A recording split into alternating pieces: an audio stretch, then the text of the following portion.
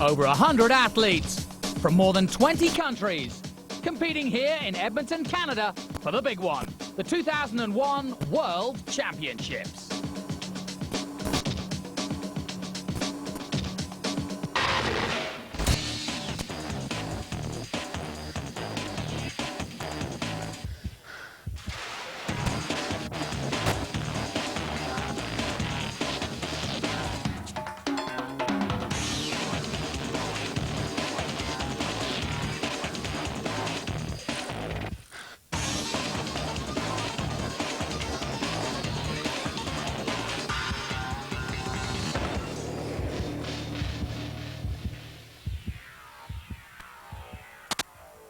Here we are at Edmonton World Championships, and this is the big one. It's worth double points on the ITU series. It's also the one where you walk away with gold medals. This race isn't about prize money like some of the others. This one's about getting first, second or third and representing your country. The Triathlon World Championships is the hardest sport battle of the year and takes place in Edmonton, Alberta. Edmonton is some 3 hours drive from the Canadian Rocky Mountains. And the opening of the World Championships coincided with the town's annual Klondike Festival. Locals turned out en masse to commemorate Edmonton's early settlers and celebrate its rich racial heritage. The Kiwi triathletes were keen to add their spirit to the cultural mix. Carrying their various countries' flags, the world's finest triathletes opened the World Championships with flair.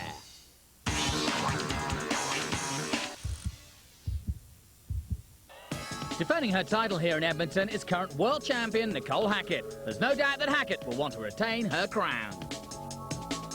Fellow Aussie Loretta Harrop is also a world champion. She took the acclaimed title in 1999 at the Montreal Worlds, also in Canada. Only 26, she's amassed an amazing 8 gold medals at World Cup level. American Siri Lindley is blasting through the World Cup calendar. She's already won gold at Rennes and Toronto this year. So will she pull off a hat-trick here in Edmonton? You know, I'm trying not to make it any different than any other race, to be honest, and I know how big it is, and it is a World Championships, but I think for me it's better to just approach it as just another race. So again, my same plan stands, and that's just to go out and do the very best I can every step of the way, and hopefully I'll be able to put together a great race if I do that. Barb Lindquist is one of the sport's best swimmers, and she's one of the big 5 here in Edmonton who'll be working together on the swim to gain advantage over the other athletes. Obviously just going to go hard and just have a really good swim. Definitely there's a core group, Nikki, Loretta, Laura, Sheila. It's absolutely the idea is for us to get together and work together and not have a big long string of people coming behind us on the swim. Fellow American Joanna Zeiger came second at Cornerbrook last year, 4th at the Olympics, and took silver this year in St. Petersburg, USA. She totally respects the challenge of this amazing race. It's the World Championship. It's the most important short course race of the year. So I'm excited, trained hard, rested well, and hopefully it'll be a great day. The Canadians will be rooting for compatriot Sharon Donnelly, who's been competing now for 5 years, but in that time has been plagued by bad luck on the bike. Just 2 weeks ago, she crashed out in Toronto in the World Cup. You know, I'd like it to dry up, just for the sake of all of us, but at least it's been raining for a while, so it's washed the oil off the road, so that's okay. Of course, it's World Championship, so it's the most competitive race of the year, and, you know, and if you can, this is the one race that people are peaking for, and everything's on the line today. Stealing 2 golds last year was New Zealander Rena Hill. She won spectacularly in Ishigaki and Tokyo. She had a fairly quiet 2001 so far, but her sprint finish can never be underestimated. Canadian favourite Carol Montgomery is also a highly dangerous runner and can make up incredible time on the last leg. The highly organised Montgomery is prepared for battle. I forgot I haven't even got my bathing suit on yet. I knew I was forgetting something.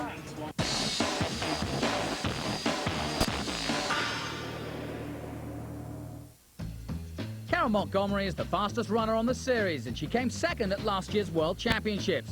We caught up with her at her home in Vancouver.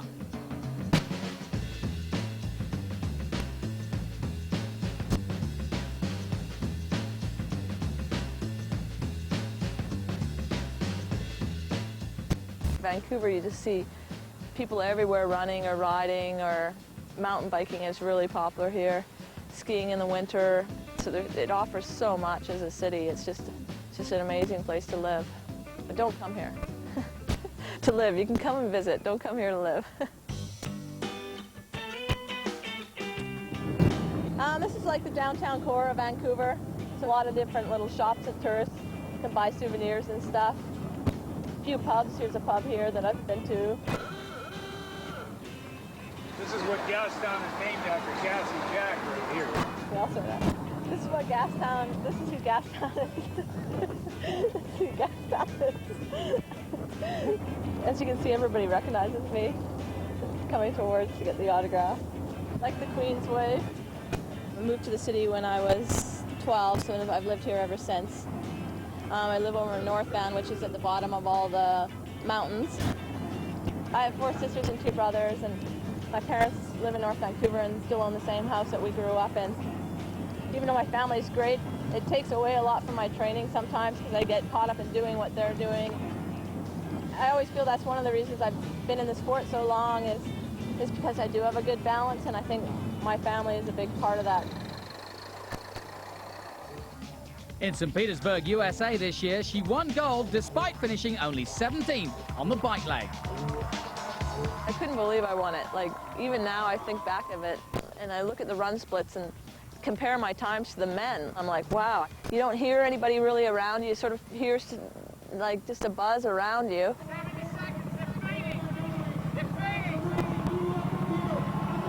Being a good runner is you get into that rhythm and that zone, you don't notice the pain anymore. It's just one foot in front of the other till you get to the finish line.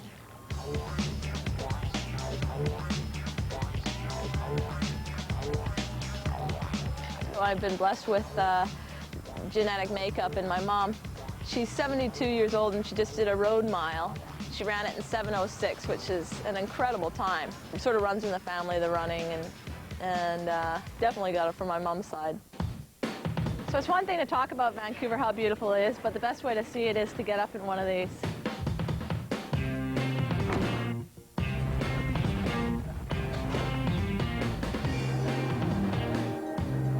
Right now, we're heading north up towards Whistler, and you see the ski highway. Howe Sound is the water below us. One of the big islands here is Bowen Island that we're seeing. It's a great place to go on the weekends and take your mountain bike. You just catch the ferries. People say, man, I can't believe you've been racing since 1989. And I think the reason is because I do have such a great balance. People are often surprised by it because I don't follow any sort of diet. I don't think there's anything wrong with going out and having a few beers or having late nights, or, you know, as long as when you train hard, you train hard. A lot of people said, oh man, you crashed at the Olympics. You were second at Worlds when maybe you should have been first, and you had such bad luck. And I never looked at it that way. I thought last year was probably the best year of my life. The most spectacular thing I saw from up here is Stanley Park, because that's probably my second home. I run there 4 days a week, probably ride there 3 days a week. So I spend most of my life in that park. I realize how lucky I am when I fly over it and look at it, and it's so beautiful. If I should win Worlds this year, yeah, it would be great to do it on home soil, but at the same time, in the sport of triathlon, anything can happen.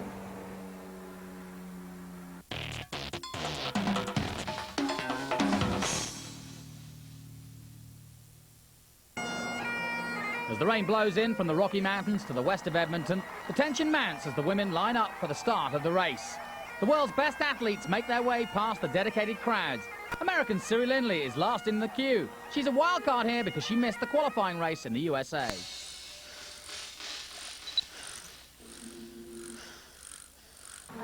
So the World Championships are about to get underway here at Edmonton. A huge field of 55 girls heading into the water, and it is cold, just 20 degrees, and in fact borderline as to whether they use the wetsuits or not. Alongside me, top high performance coach Steve True, and an interesting decision not to go with the wetsuits.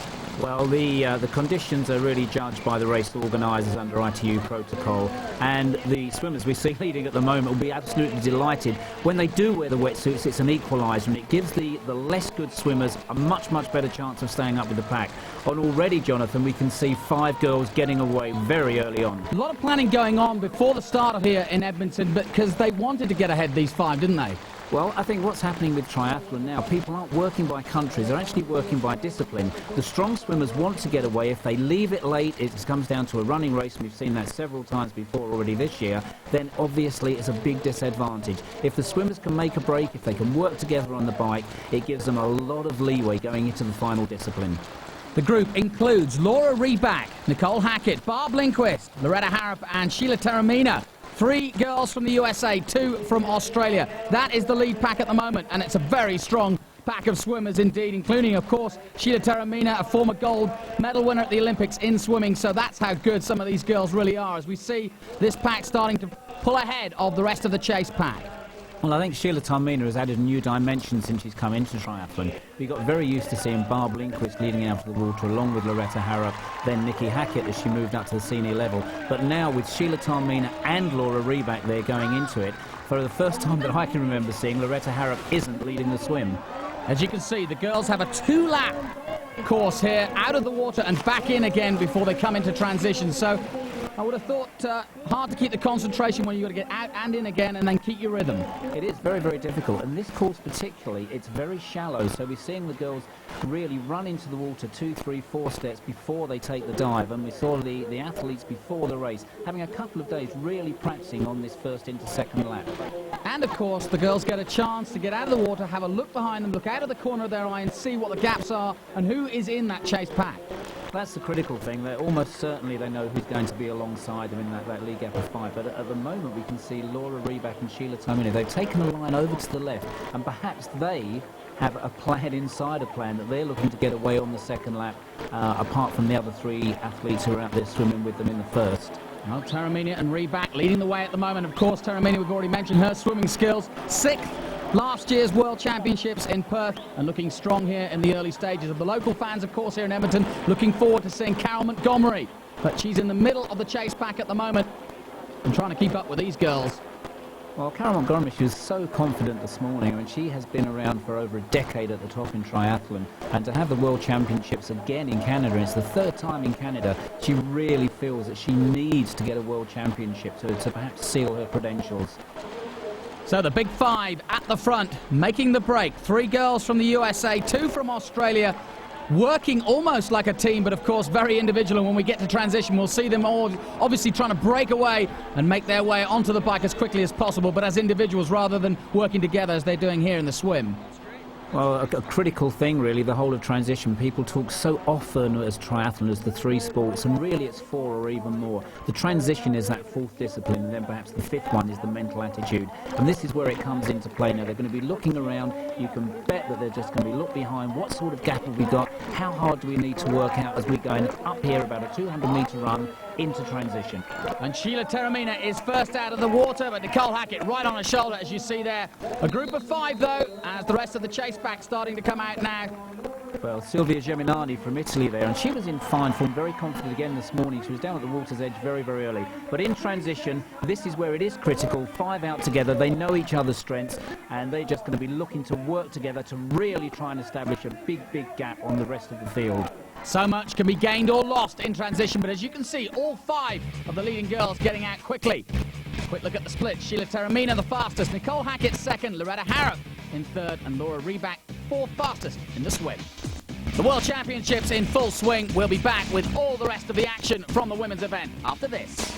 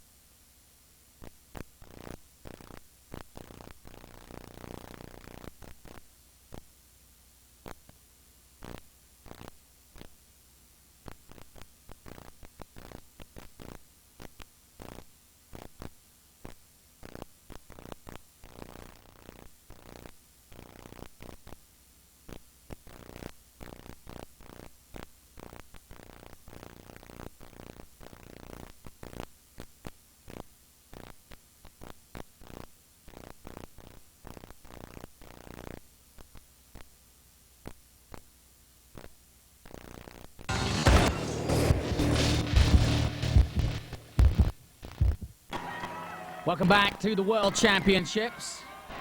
Leading the way, Nicole Hackett of Australia, the current world champion. And you have to say psychologically, and it's so much a psychological battle, she has a real advantage. There's Carol Montgomery struggling a little bit, 36 fastest out of the swim, so a real struggle on for her in both the bike and the run.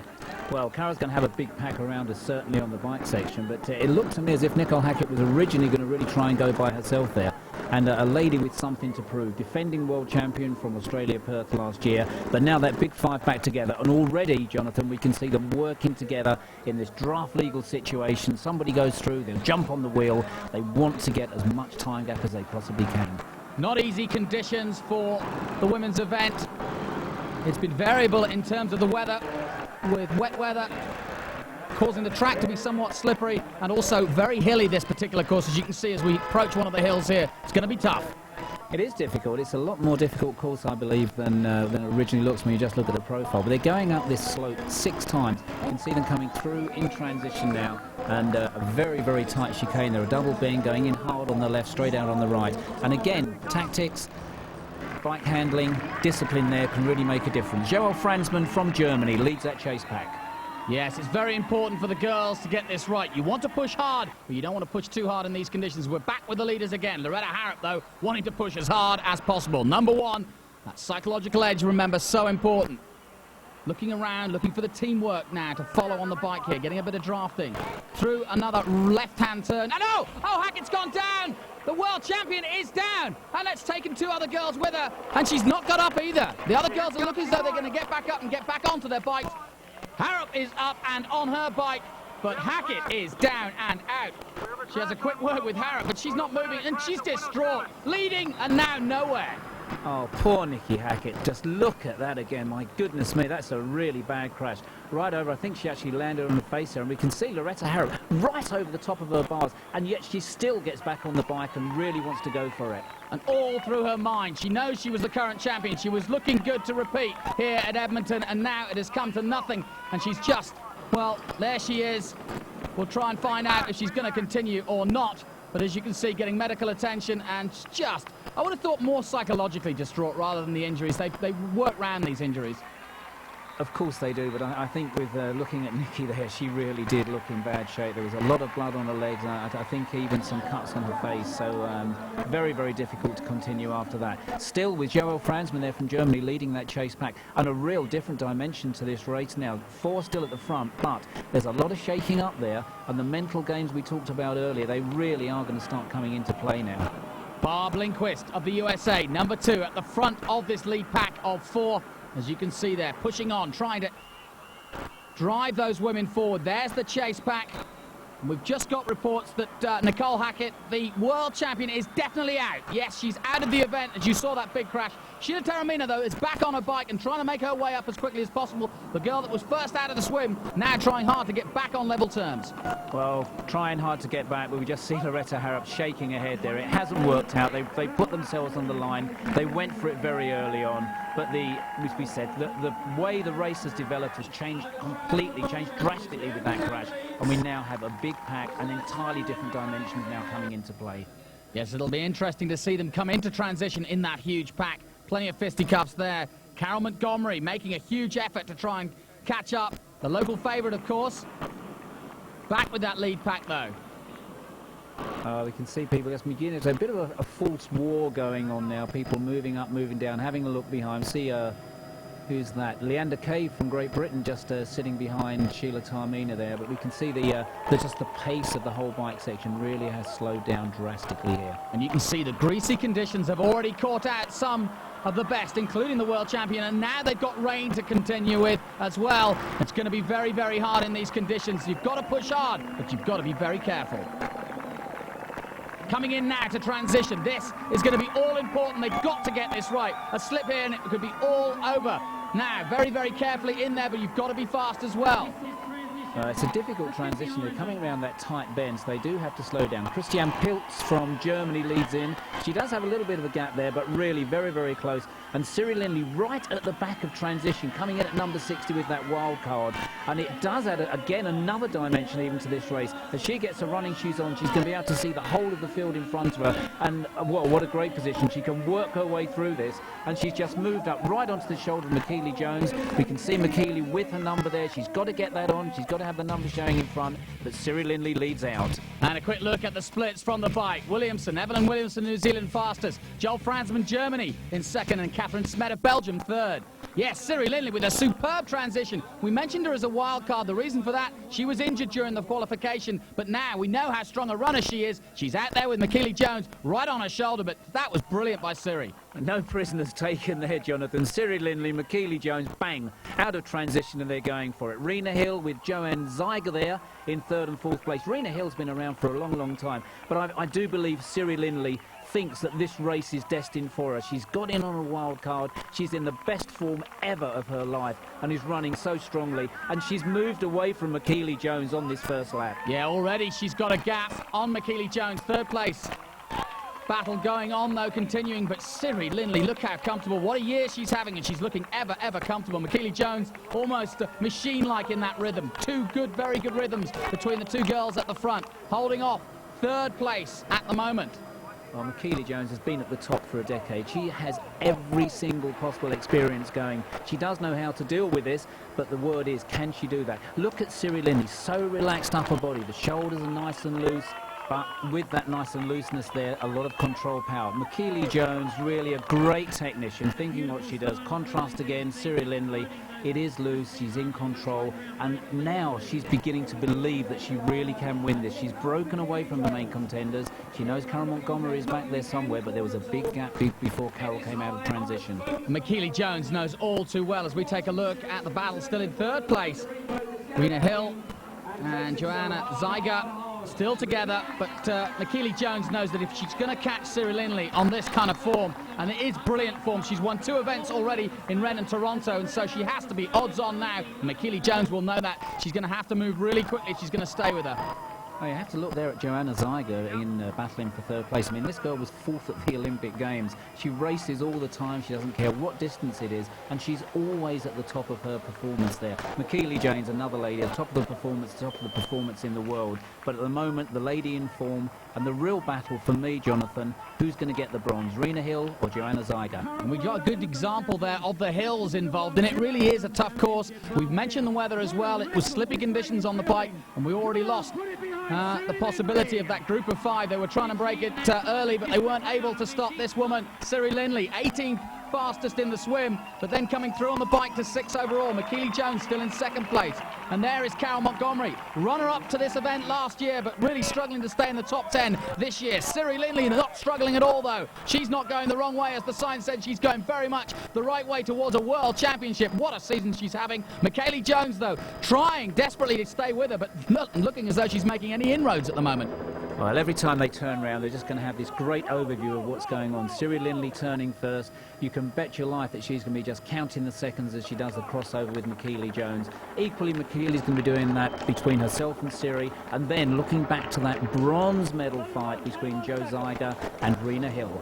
And Steve, these 180 turns, so important to the girls to get a visual look at who's behind and who's in front. You get a good chance to see exactly where your opponents are. Really is critical. I think particularly critical for these 2 athletes at the moment, because they are playing cat and mouse with each other. But what they have to be aware of is what the time gap is between the 3rd, 4th place and the chasing pack behind. And they can't afford to relax too much and leave it to a sprint. The bell tolls for Ciri Lindley, and it's ringing that she's going to be the new world champion if she keeps this up. There's the gap, and you can see McKeely Jones takes the bell now, and she's got some 20 or so seconds to catch up, but she's still looking strong, so Ciri Lindley can't down the pace at this point. Again, it's all concentration there. The face looks relaxed. You can see just the muscles there just almost flopping around. But inside her mind is where the race is really going on now. She believes she's got it won, but she cannot afford to relax, not for 1 second. And Joanna Zeiger, as we come to the closing stages, you can see has made a break now from Rena Hill. So she looks confidently as though she's going to take that 3rd place. So the USA having a good World Championships as Ciri Lindley continues to dominate at the front. The crowd really enjoying this here in Edmonton. Well, here she comes. Look at that. Just the exultation on her face now. She has had the season of her life, and in a season of great performances, this has to be the best. The new world champion. She is delighted. She is the happiest girl in the world. And the first non-Australian since 1995 to take the win here at Edmonton. 3 in a row for Ciri Lindley. What a victory, and she's got so much energy left as she takes the win here in Edmonton. She is absolutely delighted. McKeely Jones will be second, but she's a long way off, as you can see there. And plenty of time to celebrate. McKeely Jones blows kisses to the crowd. She'll be happy with second place.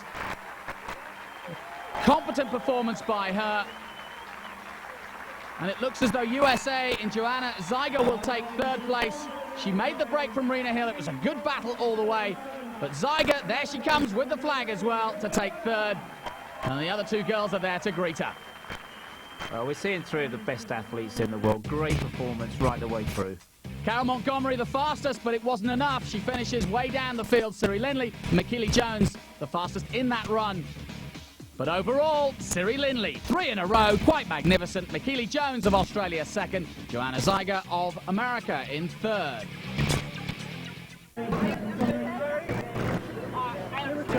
Oh yeah, it really was. I mean, Rena was running really strong, and I just tried to stay within myself, stay on her shoulder, let her set the pace, and then I know I don't have much of a sprint at the end, so I had to go really early. So I decided just to go at the start of the third lap and make my move with that hill. I'm a good hill runner, so I thought that'd be a good place to try and pull away. For me, you know, Ciri took it out so hard in the first part of the run that it did zap my legs, and I had to like back it off because, you know, it catches up with you so quickly, and she knows that she has to do that with me. And I almost got to go back to the drawing board and try to do a little bit more training to combat that. But, you know, she deserved to win today. She was so strong on the run, you know.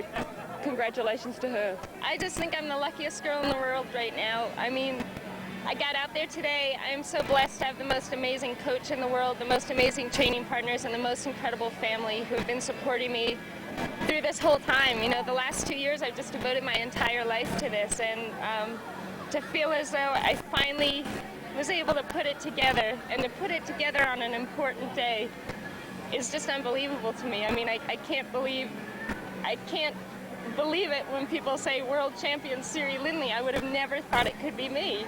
And the fact that it's me just absolutely blows my mind. But I look at it not just as a winning a race, but it's just, at this moment in my life, I will remember this as a time where I just felt so entirely blessed in every aspect of my life, and I'm so thankful to everyone who's helped me get here, and it was a great day.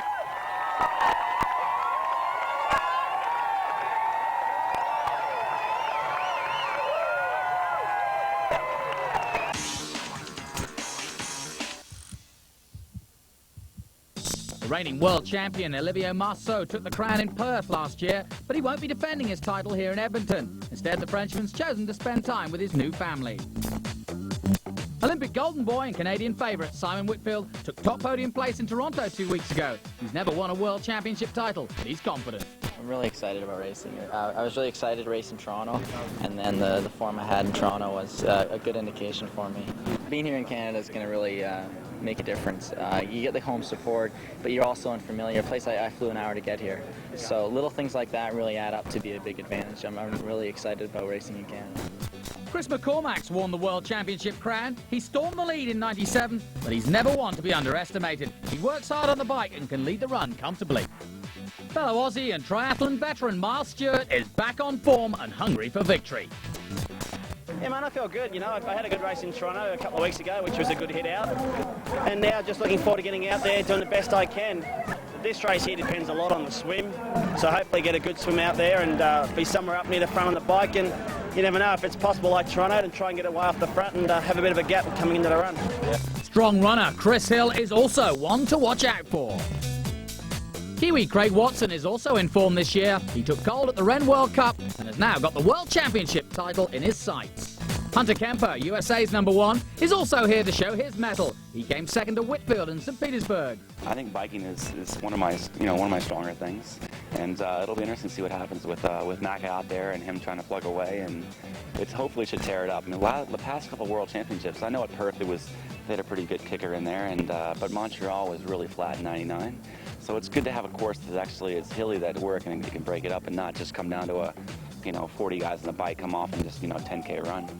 The name Ivan Rania sends a chill down most triathletes' spines. The Spaniard has the most terrifying sprint in the circuit and can never be ignored. If he has the energy to pull a sprint out of the bag, he can blast his competitors out of the water.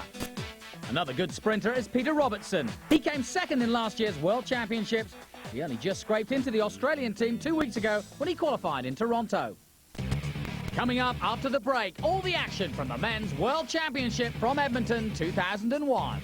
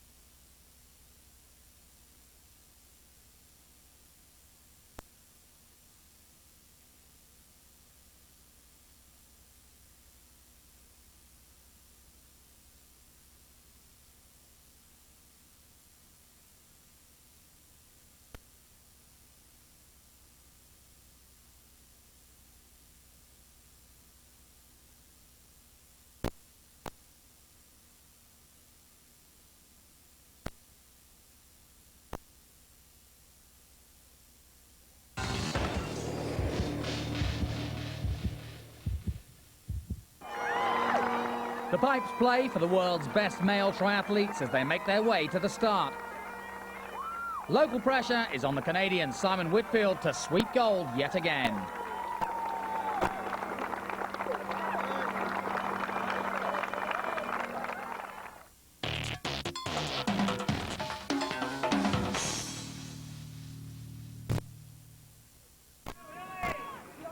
The Men's World Championship about to get underway. 75 of the world's top triathletes involved in a huge field as away they go from the pontoons. And one athlete starting late.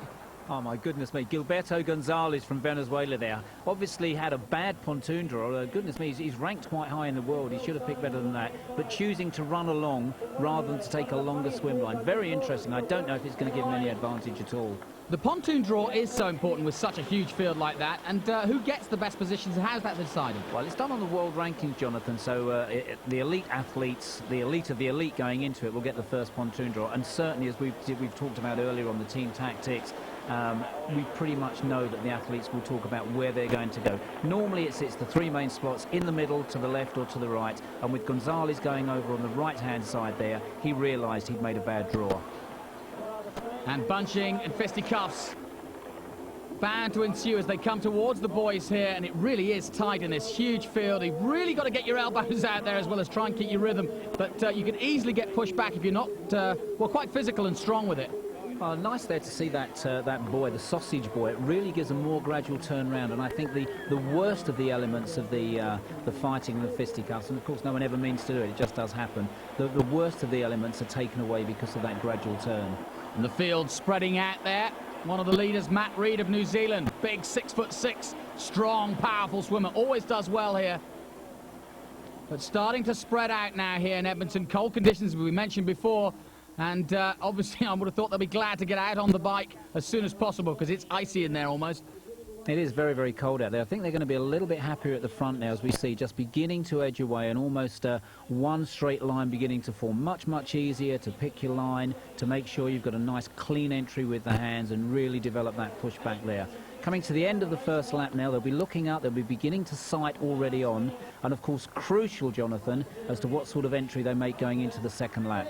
Well, here they are coming into the completion of that first lap. As you can see, just thought about maybe 30 yards. It's a quick zip out the water, and it's the Frenchmen who are out first. And as you can see, this is what they do. A quick jog around the tree there and back in. Frank Binet, the leading Frenchman, ahead of his fellow countryman Stefan Poulin, just ahead of Matt Reed, the New Zealander. Quick look over the shoulder and then back into the water. And there's Simon Whitfield just behind Andrew Johns, a little bit down, but really not too crucial at this particular stage of the race. And of course, Whitfield wanting to do well here at Edmonton, the World Championships in his home, the Olympic champion. Enormous pressure on Simon Whitfield, it has to be said. There's all sorts of pressures with all the athletes going on. But when you are the Olympic champion, the World Championships, purely by coincidence, happen to be in your home country directly after the Olympic Games. Well, the pressure there is to be really something in awe of, I think. A little easier around the buoy for the leaders this time, but still quite a jam in the chase pack, as you saw there going around that buoy. Look at this chase pack, it really is full and still very competitive. The top three, though, three Frenchmen, in fact, and it's Frédéric Poulabra leading the way now from Binet and Poulin, who are out on that first lap, coming in towards transition. Well, Frédéric was a World Junior champion last year, so his first real experience of the senior ITU World Cup field going through. But it is the three Frenchmen going out, and then Matt Reed from New Zealand in fourth place. They have a bit of a lead, but not really that much yet. And as the rest of the chase back come out, it is Stefan Poulin with the 200-metre run down towards transition, leading the way from the other Frenchman. Simon Whitfield out of the water to the cheers of the home fans, but he's down some 31st place of the swim, so a lot of work for him to do, but he's out and out quick as the Frenchman coming in now. Well, good to see Frédéric Poulabra there as well. As you say, the World Junior champion last year and having his first real experience on the senior ITU circuit. But the French do seem to really work on their expert swimmers, to build on that as the primary discipline and then to put the biking and the running on top afterwards. Andrew Johns there in transition. He's a little bit down, but certainly in front of Simon Whitfield there. And there is Whitfield just taking his time. He knows the routine, doesn't want to rush it too much as we take a look at the splits. Frank Binet of France and three Frenchmen, in fact, Poulin and Poulabra in third. Matthew Reed of New Zealand up there in fourth. Onto the bike now, the World Championships here in Edmonton. The sun is shining out now, and gladly the track is dry at the moment. A little bit of rain earlier on in the day, but not affecting the men's event, as this group of some 6 riders now heading over the bridge here at Edmonton. And this really one of the defining moments here. When we get an extended swim like that, nobody really making a breakaway, but gaps beginning to form, short gaps, the athletes have to decide whether they really want to go for it early on or whether they're going to be content to sit back and just go for a whole big bike ride. Miles Stewart has taken the bull by the horns there. He's made sure that he's got a working pack up in front, and really again they're just having to readjust, decide exactly what they're going to go for, what's going to be good for their particular strengths, how they're going to get away from their weaknesses. A huge pack this, and if you're in the middle of this, what do you decide to do? Do you want to stay in a drafting position with this huge pack, or do you want to get away and get a break? Well, I think we saw with the women's race earlier that it was valuable initially before that crash that just the 5 athletes working together was so much faster than the big pack behind. It is difficult on this course. They're very, very tight turns, full 360 turns. If a small pack can get away, they do have a definite advantage. Huge crowd here in Edmonton for the World Championships, cheering these athletes on, and they need it too. Look at some of the hills that they've got to contend with.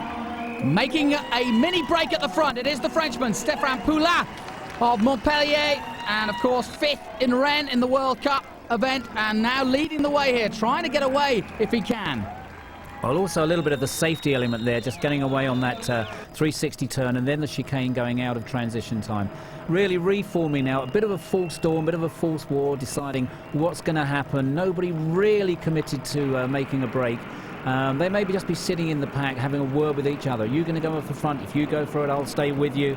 We really need to get away. It's a lap or so perhaps. We're seeing a little bit of a break again here, but it's not dynamic. It's not really working so hard at the front. And how much do the athletes look for the likes of someone like Chris McCormack, for example, because you know he's going to be strong coming towards the end, and someone like Miles Stewart?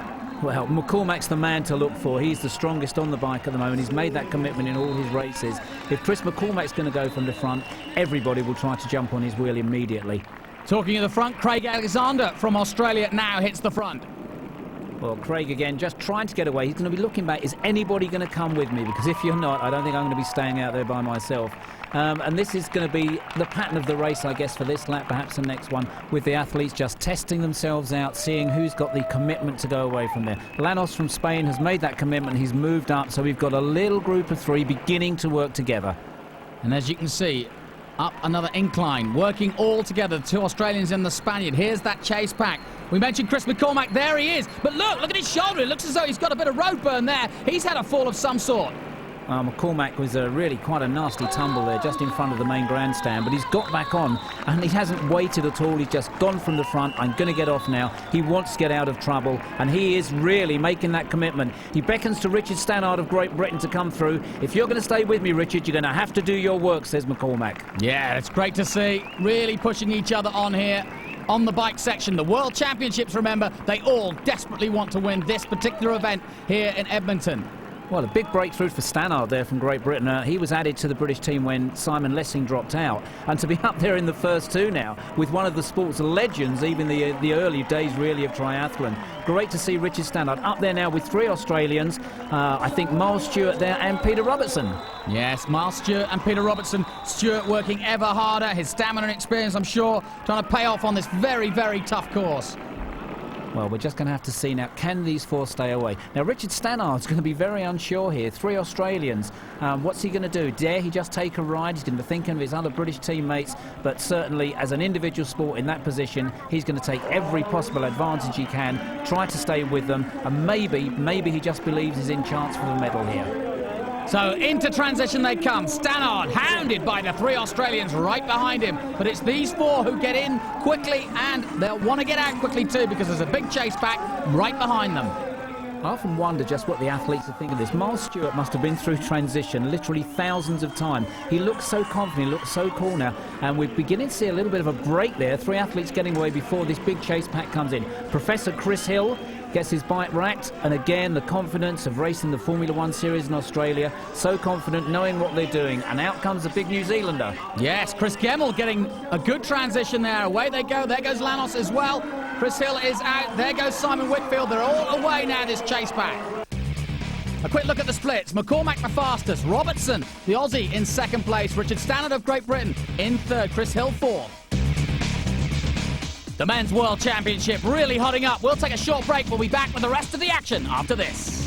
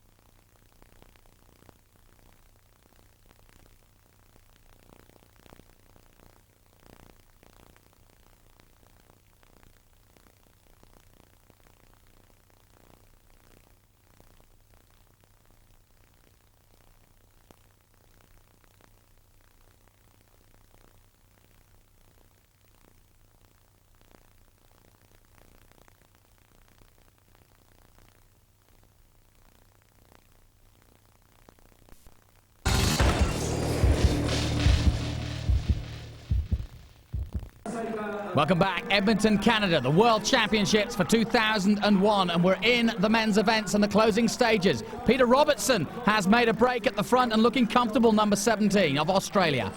Well, Robertson really came into public knowledge at the Sydney Olympic trial race last year. He had to work so hard just even to get into the qualification. He ran the socks off of everybody in the world there, and it looks to me as if he's doing exactly the same again today. Well, we can see the gap from overhead, but now Robertson will have a chance to take a look at who's behind, and it is Miles Stewart. He can visually see that gap now from first to second place, and so too, though, can Stewart. Well, Robertson's really put the hammer down, hasn't he, on that hard uphill climb on the first lap, and he's made that break, and now he's got the freedom to really try and get away. Simon Whitfield needs to win this. He really wants to do well in the World Championships in front of the Canadian crowd, and he's just chasing behind Trent Chapman and Chris Hill there. Yes, Chris Hill leading that chase group as Robertson is flying at the moment. His stride increasing. He's almost bouncing along there to the cheers of the crowd, looking very, very cool, calm and collected at the moment. Well, Miles Stewart holding that second place. What a wealth of experience this man has. Raced 3 World Championships as a junior athlete. One, of course, in 1991 in his home territory of Queensland, and second here today. Well, Robbo's looking ever more confident. Stewart in second place. The chase pack are starting to reel him in, though.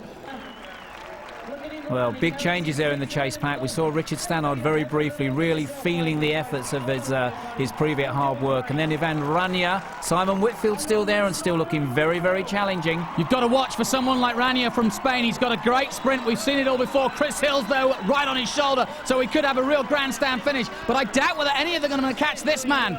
Peter Robertson of Australia, runner-up in Perth last year in the World Championships, looking to go one better in this one. There's Whitfield now, along with this chase group. We've got a very interesting group. Well, it looks to me as if they were even too relaxed there on that chase group. Are they really expecting that Robertson's going to die a death out there, that he's going to back off and cruise? I don't think so. These guys have really got to put the hammer down. They've got to start making a move very, very soon, or else Robertson, with this immense lead, is just not going to be caught. Simon Whitfield taking the lead now, but a huge gap to try and catch Peter Robertson. Doesn't he look confident? Yeah, and Whitfield had a chance to have a look at the form of Peter Robertson. He glanced across, and I think that's perhaps why he hit the front, because Robbo is really on sensational form at the moment. Peter Robertson heading towards his first World Championship, remember. There, Craig Watson also along there with Chris Hill and Simon Whitfield, but Robertson is still leading the way. Well, Robertson really, every time they go past the crowd, it lifts them, it raises their game that little bit more. And again, just on the turn there, Robertson looks up and immediately he can see just the extent of his lead. He's turning, he's going back. They're not even in sight there, Jonathan. No, they're not in sight, but it's going to be very interesting as to who's going to take second place. It could be Chris Hill, it could be Craig Watson. Ivan Rania is up there as well. Craig Watson hits the front of this chase back again, but none of them are going to catch this man, Peter Robertson of Australia. Well, a little bit of a drive there. Watson moving away. The only man to go with him is Britain's Andrew Johns.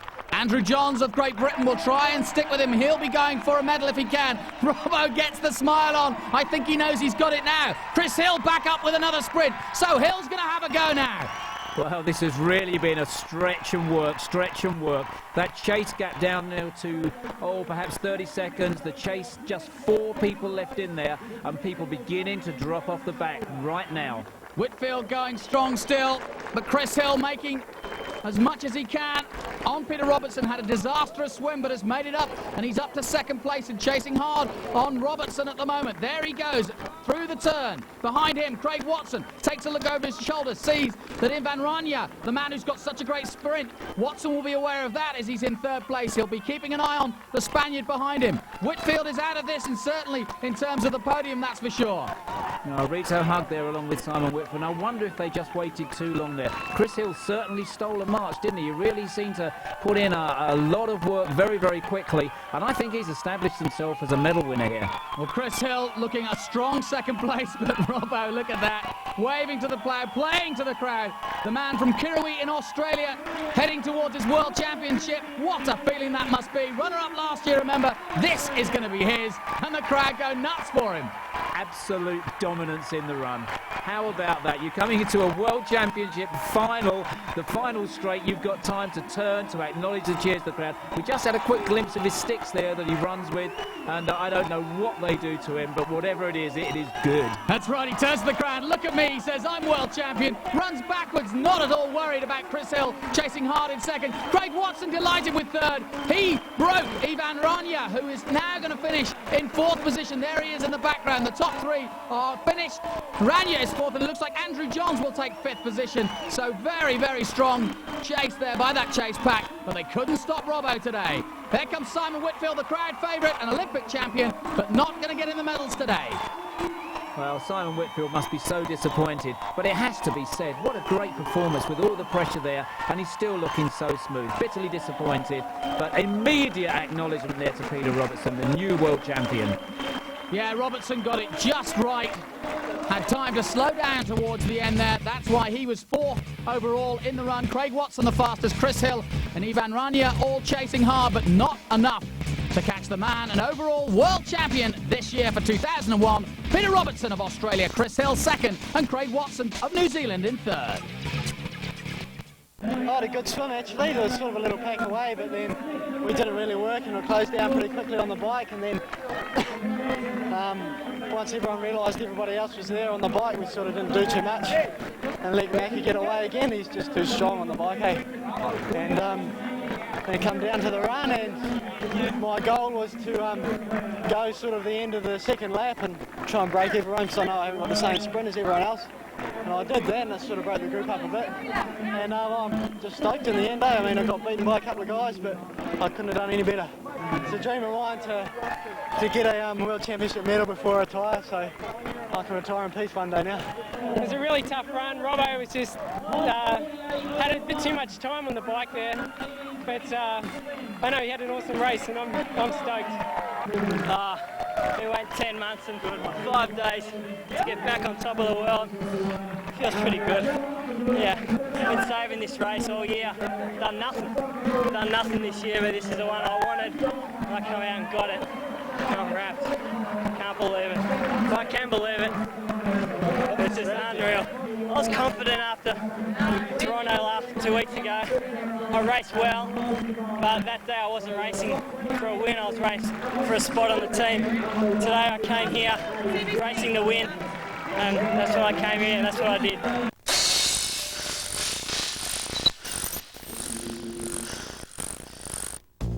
New famed world champion Peter Robertson has reached yet another milestone in his career. He gave us a hometown tour when we met up with him in Sydney. G'day, this is Sydney. This is where I live and train, and the best place to see Sydney is right up on the top of that thing.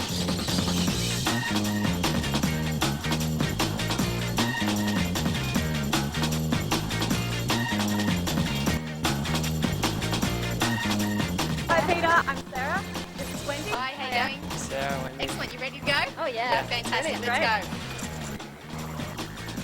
Growing up, you know, I always liked to live on the edge and try and do new things, and I love the outdoors, so you know, anything to do with the outdoors, you know, I'll have a go at.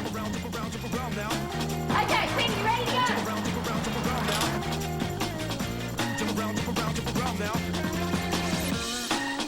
What's the story with these pylons? The pylons, well, a lot of people think that the pylons are there because they hold up the actual archway. Yeah, don't they? But no, they don't. They are purely there for aesthetic reasons only. They just look pretty. And, so what's holding us up then? What's holding us up is you can't see from here, but 4 really big, strong kingpins made out of structural steel.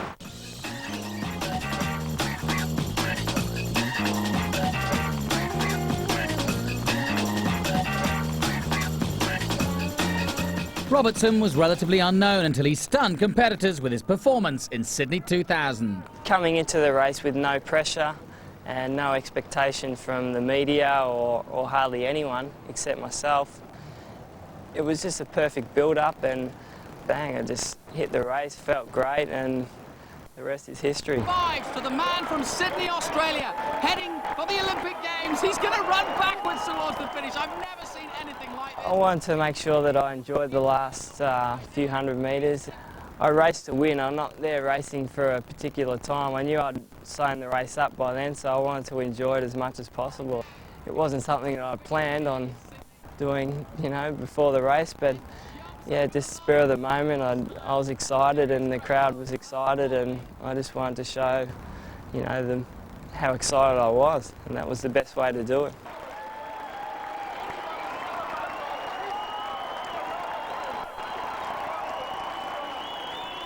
I try and just be the same person that I've always been. You know, I've always told my friends or people along the way that I don't want to change. I don't want the sport to change me. I want to be who I always have been, because that's who I like, and hopefully that's who other people like as well.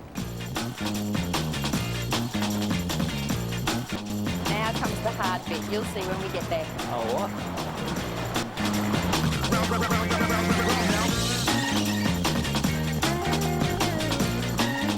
1,439 steps is like nothing to you?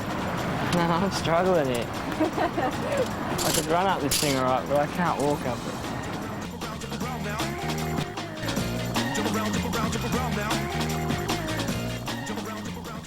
We've had 17 fatal shark attacks in the harbour in 213 years. In this harbour? In this harbour. Yeah, there's a few sharks out there. I've seen a couple.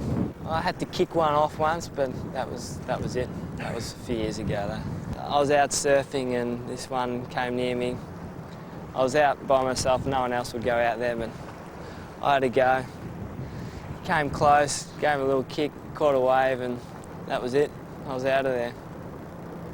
A big one? Oh, depends what you call big, about 5 metres.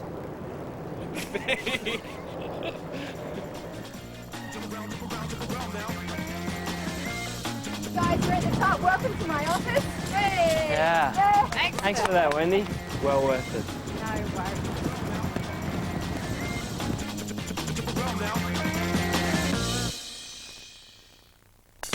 So, 2 brand new world champions have been crowned here in Edmonton. Ciri Lindley and Peter Robertson go home carrying gold and flying the American and Australian flags, respectively. Next time, it's more action from the World Cup Series, where we'll be in Corner Brook, Canada. We'll see you next time.